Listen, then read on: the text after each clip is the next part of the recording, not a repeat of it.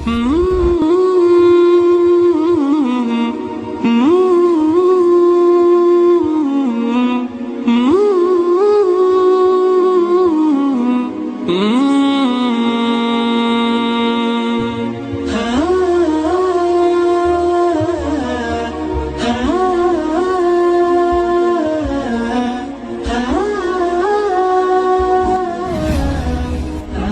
السلام عليكم ورحمة الله تعالى وبركاته.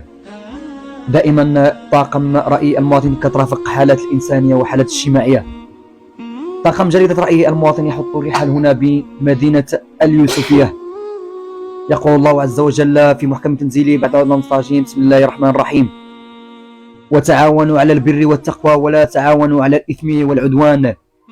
اليوم كنتواجدوا هنا بمدينة اليوسفية، معنا عند الطفل زياد وكيحضر معنا فاعل جمعوي سيد عبد العالي روان، غيحكي لنا التفاصيل ديال هذا الطفل هذا. فمرحبا بك سي عبد العالي. شكرا استاذ سي اسماعيل ولمجله راي المواطن. احنا اليوم عند هذه الاسره لان كنعرفوها عن كتب، كنعرفوا الاب تاعو ونعرفوا الاسره تاعته. هذا الطفل زياد راه المعروف عند الاطباء بالطفل الضاحك. حنا قلوبنا مسروا دم لان كنشوفوا الوليد. انتم كتشوفوا الحاله تاعو، رجيلته مسكين، ها الرجيله تاعو مسكين. هذا الطفل ما كيقدر لا ينوض لا يزيد لا يهضر لا ياكل لان حتى السنان ما كينضغش. هذا الطفل كنطلبوا من القلوب الرحيمه، من جميع الجمعيات الوطنيه والدوليه، من جميع المسؤولين في جميع الجهات الحكوميه وغير الحكوميه، باش يلتفتوا لهذا الطفل زياد. هذه البراءه، ها انت راه الكلام ما تلاش قد يخرج. احنا اليوم في هذه الجمعه المباركه في هذا الشهر المبارك. شحال عنده في العمر هذا الطفل زياد بحكم الاحتكاك تاعنا مع الاسر تاعو عنده 9 سنوات، لا يتكلم، لا الماكله ما كيقدرش ياكل لما داوليش الحليه ولا الحليب.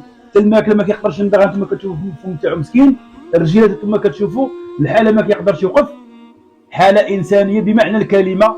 احنا كنوجهوا هذا النداء لجميع الاخوه المغاربه في المغرب وخارج المغرب، وكذلك الاخوان ديالنا تاع الناس تاع اليوسفيه اللي في المهجر، الجميع المسؤولين باش يوقفوا وقفه رجل واحد مع الطفل زياد الضاحك، باش تكمل لي الفرحه تاعو بالمساعده الماديه. لان الاباء الاسره تاعته راه معوزه، الحاله على قد الحال. وكذلك في نطلبوا من الجهات الطبيه المختصه في المغرب وخارج المغرب باش يلقاو ليه شي حل، ربنا يتعالج. نعم سي عبد العالي، هناك بعض الفعاليات الجمعويه كيخصهم حتى هما يلتفتوا لهذه المسائل ديال الاطفال هذو. احنا كندعوا الاخوان ديالنا في جميع الجمعيات اللي كتهتم بالاعاقه باش يقوموا بالزياره لهذا الطفل زيد، ويقادوا واحد البرنامج باش يقلبوا على المساعده لهذا الطفل. هذه راه مسؤوليه امام الله سبحانه وتعالى، لان هذا الطفل زياد، هذا الطفل الضاحك راه امانه في الاعناق تاع جميع الجمعيات المهتمه بالاعاقه الى يوم القيامه. لان الهاتف تاع الاب تاعو 06 68 95 97 95. لان خاصكم تزوروا هذا الطفل وتواصلوا مع الاب تاعو باش تشوفوا المعاناه اللي كتعيشها هذه الاسره. كتعاني في صمت، لم يلتفت لها احد، لم تتوصل باي مساعده. اذا هاد الناس راه في حاجه ماسه لواحد المساعده ماديه باش يعيش هذا الوليد، وكذلك التطبيب. وهذا الشيء اللي بغينا نوصلوا لهذه الرساله للقلوب الرحيمه. نعم. احنا كنتواجدوا بعمليه اليوسفيه جهه اسيو مراكش. تماما. هذا الوليد كيسكن بالمقاطعه 3 بحي الزلاقه.